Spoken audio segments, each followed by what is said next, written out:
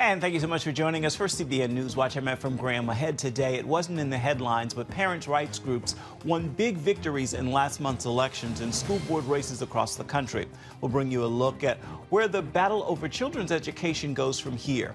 A win for religious freedom as the Biden administration gives up defending a federal mandate requiring medical professionals to perform abortion and gender transition surgeries against their will. We'll explain this important legal case. Young people in America have moved away from the Christian faith. The question is why? We're going to hear from one expert who blames social media. And Fox News host Harris Faulkner talks about her personal faith, the power of prayer, and how it can move mountains. This is CBN NewsWatch. We begin this half hour with major changes from last month's midterm elections. While the focus was on Congress, there were big developments at the local level in communities across the country. Conservative groups saw encouraging results in school board races, as many candidates supporting the rights of parents in education won those races. It wasn't a clean sweep, but the issue is likely to still be important in future elections. CBN's Tara Mergener has this look at where this important movement goes from here. While there was no nationwide red wave in local school races, there were significant gains. School boards in several states now have conservative majorities. Supporters are hoping that's part of a larger trend that will give Republicans the upper hand in the education debate. Voters in Virginia Beach have the chance to reshape the city's school board. Once ignored school board elections are now getting attention. The Democrat knows she'll have to change some hearts and minds to win re-election. And seats are highly coveted. This is going to affect us in the future. It's going to affect our children. The 2022 midterms follow 2 years of post-pandemic backlash. Last year, almost everything we got in through our tip line was about race. This year, probably 75% of what we get in is related to gender. A lot of the questions we're getting now are about social emotional learning and data mining and surveys that are being given to children without parental consent. Traditionally nonpartisan bodies, local school boards have turned fiercely political. I will not sit down, I won't comply. A swell of largely first-time candidates getting into the game, hoping to overturn school policies and give parents more of a voice. Donations from Republican groups poured into their campaigns also made a difference. We were just really excited to see the results from the midterms, and we think it's just the beginning of this wonderful parental rights movement around the country. On November 8th, it led to school boards flipping in at least a half dozen states. Every school board seat we flip makes a huge impact in their communities. Recently front and center in the ongoing culture war, we not only know that parents have a right to be involved, we insist that parents have a right to be involved. Florida made headlines again as Governor Ron DeSantis got directly involved by making numerous school board endorsements. I'm excited to report that 25 of the 31. Since last year, at least 100 school boards nationwide have turned red, with more candidates waiting in the wings. With every success, we get 10 more people that are willing to put their reputation on the line, get their names on the ballot, and make a change in their communities. This election, Moms for Liberty got behind more than 250 candidates. About half of them won. The 1776 Project endorsed more than 50 candidates, and about a third of them were successful. In Washington, I'm Tara Mergener, CBN News. The largest faith-based professional healthcare association in the United States is celebrating a final victory in its federal court case to protect the religious rights of its members. The Christian Medical and Dental Associations were fighting a government mandate that would have forced them to perform gender transition procedures or abortions against their conscience and best medical judgment. The CMDA, along with a group of religious hospitals and 9 states, won a unanimous victory at the Fifth Circuit Court of Appeals. The case appeared headed for the Supreme Court, but Friday, the Biden administration gave up on seeking a review from the High Court. So medical professionals will not have to do abortions or gender transition procedures against their will. But the battle is not over. A related case is still in the federal court system. You can find the details about this at cbnnews.com. Investors on Wall Street are waiting to see if yesterday's massive rally in stocks will continue after the Dow closed up more than 700 points, following remarks by Federal Reserve Chairman Jay Powell saying they will not be raising interest rates as fast as they have been. But Powell added the Fed may keep up its policies for fighting inflation for some time to come yet. His comments as Congress is moving quickly to stop another challenge facing the economy, a possible railroad strike. Heather Sells has this story. Business groups say a national rail strike could cost the U.S. $2 billion a day and freeze passenger rail lines used by almost 7 million people. It's why the House moved quickly on Wednesday to intervene. And that nationwide rail shutdown would be catastrophic. The rail unions threaten to strike as early as next week over issues like paid sick leave. It's why the House stepped in, voting to force both sides to accept a tentative deal reached earlier this fall, which includes more sick days. Now, the president is sending cabinet members to lobby for Senate support right away. He does not support any bill or amendment that will delay getting this bill to his desk by this Saturday. Wall Street was upbeat about the economy Wednesday, but for other reasons. Word from the Federal Reserve Chair on plans to gradually rein in rate hikes. Financial markets rallied in response, along with news that the third quarter gross domestic product was better than expected, growing after 2 periods of contraction. Fed Chair Jerome Powell signaled that the Reserve's next rate increase will be smaller, 0.5 point, after 4 straight 3/4 point hikes. That has resulted in higher rates for mortgage rates, credit cards, and other loans. Still, Powell warned the Reserve won't cut interest rates anytime soon. History cautions strongly against prematurely loosening policy. For most Americans, red-hot inflation has hit home and will affect the holidays, with even Christmas tree prices soaring. We lost growers. There hasn't been a lot of money in growing Christmas trees, not a lot of people wanting to do it.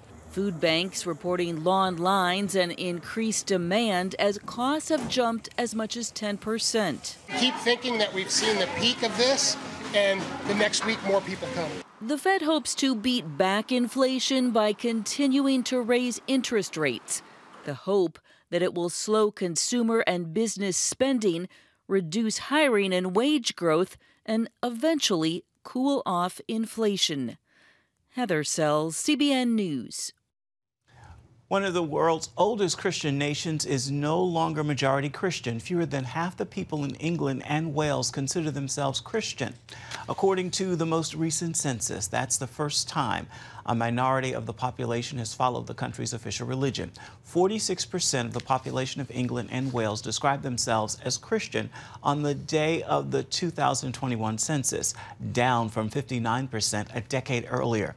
And 37% said they had no religion, up from 25% in 2011. Andrew Copson, the chief executive of Humanist UK, said the UK is almost certainly one of the least religious countries on earth. And Archbishop of York, Stephen Cottrell, one of the most senior clerics in the Church of England, said the data was not a great surprise, but was a challenge to Christians to work harder to promote their faith. He added other surveys consistently show how the same people still seek spiritual truth and wisdom and a set of values to live by. Coming up, young people here in the United States have moved away from Christian faith, and one expert warns social media and big tech are behind this major shift. We're going to hear from him when we come back.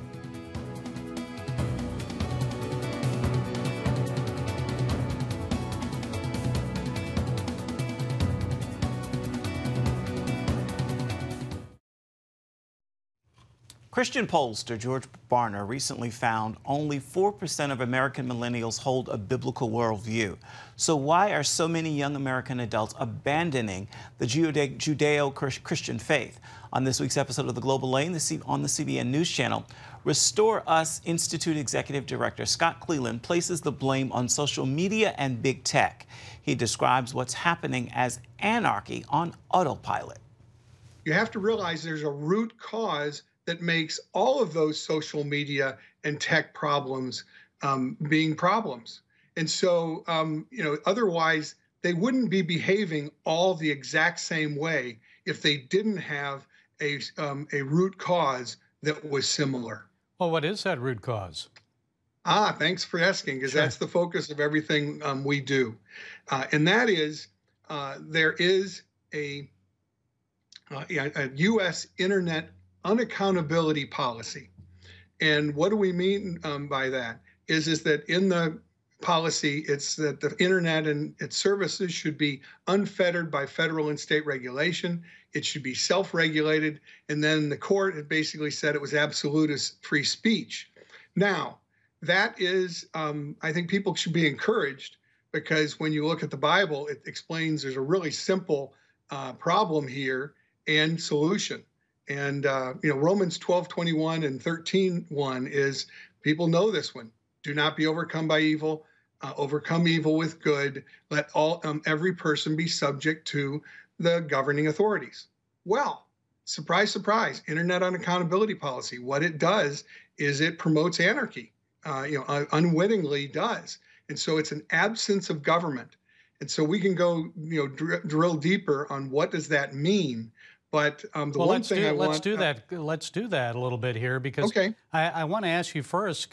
It seems like this is the antithesis of Christianity. I mean, baby boomers often refer to their millennial children as the me generation, and I know many of us are getting tired of seeing all those selfies online. I don't know about you. I know I am. So to what extent does social media encourage egoism, selfishness, which actually are the antithesis of the Christian belief of servitude and sacrifice? Yes. Well, let's look at it first in the way you have, and then also just how is it undermined the essence of the faith. When you have unaccountability policy on autopilot for 26 years, it is affecting Christians over a long period of time. The church, everything we teach, it's difficult. When you have an absence of government officially, what you have is you have approved anarchy on autopilot. Now, why is that a problem? Well, it is antithetical to what Romans 13:1 says. God says it's clear. Everyone should be subject to the governing authorities because all were instituted by God. So why did he do that? He wanted to encourage good, he wanted to punish evil, and he wanted us to have a conscience. Very solid Christian reasons why, we would oppose anarchy on autopilot. There's no liberty, there's no faith, there's no equality, there's no justice in anarchy. It's anarchy, it's chaos, it's horrible. So there is a second thing that it does, which instantly you will know this is very antithetical to Christianity. When you have an absence of government, you have an absence of right and wrong. What do I mean there? It is approving amoralism, which is the doctrine of not caring about right and wrong. So that's obviously, contrary and antithetical to the scripture that I mentioned before.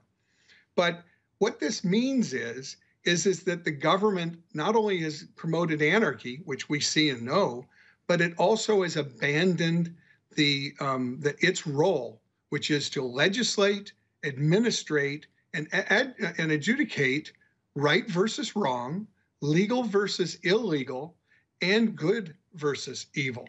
So that's what we look to for the government. We have the word tells us what was right and wrong. And our U.S. government is, the founding fathers built it on the Judeo-Christian principles that we've been discussing, and that are, there's a lot more of them, as you know, and those have been abandoned. Now, and what that does is it corrupts conscience and it surrenders our souls. Scott Cleland of the Restore Us Institute, thank you for being with us. We appreciate it. Thank you. Also on this evening's episode of The Global Lane, a look at how riots in China may affect the global supply chain and the answer to finding true peace if you're feeling a bit stressed this Christmas season. You can catch those stories and more on The Global Lane this evening on the CBN News Channel. It begins at 8:30 Eastern. You can also find it on the CBN News app. Still ahead, a side of Fox News host Harris Faulkner you may not have seen before. She talks about her personal faith and the power of prayer to move mountains.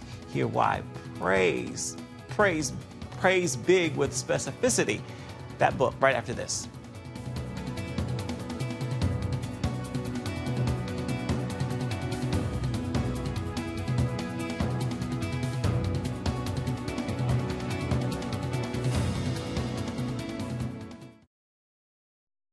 Harris Faulkner is an Emmy Award-winning anchor and popular host on Fox News. She's also a woman of faith who believes in the power of prayer. Her latest book explores the impact prayer has had on her life and the lives of others. Charlene Aaron recently spoke with her about why she believes faith still moves mountains. In her book, Faith Still Moves Mountains, Miraculous Stories of the Healing Power of Prayer, Faulkner reminds readers that God's light always shines through dark times. It's a message she felt needed to be sent, given the life-changing impact and many losses suffered due to COVID-19. We've all reached this point in our lives, I think, after the pandemic, and we have individual struggles as well. But we've reached that point at times in our lives where we wonder, well, if there is a God who loves me, why are things going wrong? Why, when I pray, doesn't the Lord answer my prayers contemporaneously? Faulkner points out how a recent survey showing a growing number struggling to believe that God still answers prayer could be part of the problem. The one part of that Gallup survey is people no longer believe in high numbers that God intervenes in our lives. So that's very important because you're less likely to be direct and big and fervent in your prayer if you don't think it is being heard. And the litmus test for whether or not your prayer is heard is not whether or not you got your prayers answered the way you wanted them or in the timing that you want. And that is something that people sometimes need to be reminded of. In her book, the host of Fox News' Outnumbered and the Faulkner Focus felt that by sharing a collection of powerful testimonies, it would help more people embrace the practice of prayer. I've been told by them, and they tell in their own words in the book, that it was through their fervent prayer and communion and relationship with the Lord that they realized that our spiritual, vital tool in the fight in a world that would want us to give up is prayer. A lesson Faulkner gleaned from her mother. There have been times in my life when the mountains have seemed so much bigger than the dreams that I had. At a time in this country that didn't necessarily celebrate people who look like us. My mom truly believed that my dad's love of country was part of the answer to take us all forward. And she prayed about that mightily. Included is the story of Ernestine Reese, who in 2019 survived an EF4 tornado that tore through Lee County, Alabama. While the storm devoured most everything in its path, Reese miraculously survived, huddled inside her prayer closet, the only thing left standing in her neighborhood. Ernestine prayed one simple sentence. Thank you, God. Thank you. Wow. Before the storm started, during the storm, when everything was pulling away, and I mean, she could hear it all being pulled away, and after the storm. I thank the Lord. You tell God, thank you, King King. Storms, says Faulkner, often mirror difficult times, like when her father passed away. I was so sorrowful and missed him so much and had lost my mother Thanksgiving before that 4 years, and I felt lost. And when I did pray, I talked the whole time and remembered some words that my mom had told me. Don't treat God like Santa Claus. You have to be silent. You have to sit and be still.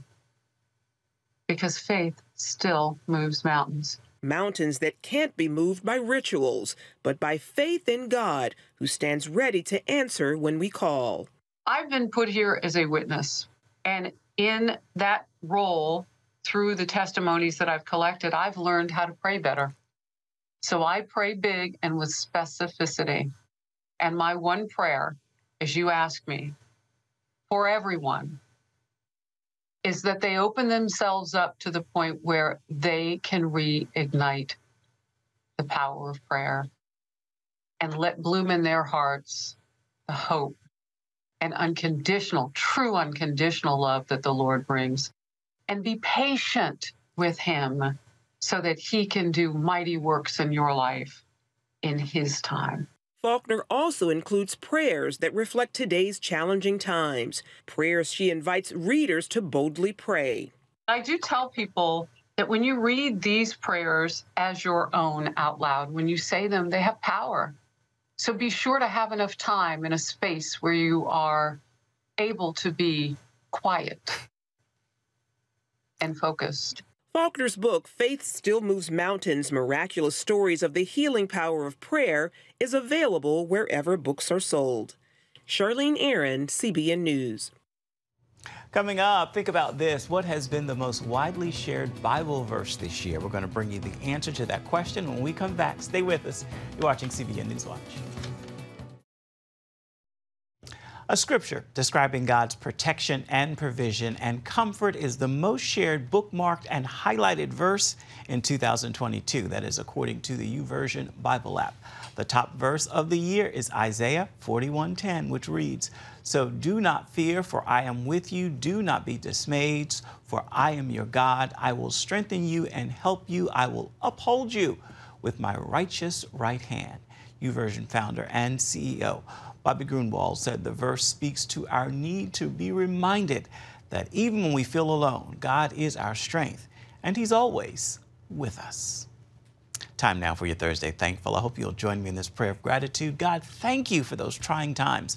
Those moments qualify me for greater. They also remind me of your power to sustain and your power to deliver. It is a prayer and a truth that brings me peace. With that prayer, I encourage you to make this Thursday a Thursday filled with Thanksgiving. Well, that will do it for this edition of CBN NewsWatch. You can always find more of our programs on the CBN News Channel at any time, as well as online at cbnnews.com. We would love to know what you think about the stories you've seen here today. The email address at the bottom of your screen is where you can write us, newswatch@cbn.com. And of course, you can reach out and touch us on Facebook, Twitter, and Instagram. We certainly would love to hear from you. Look forward to seeing you right back here, same time tomorrow.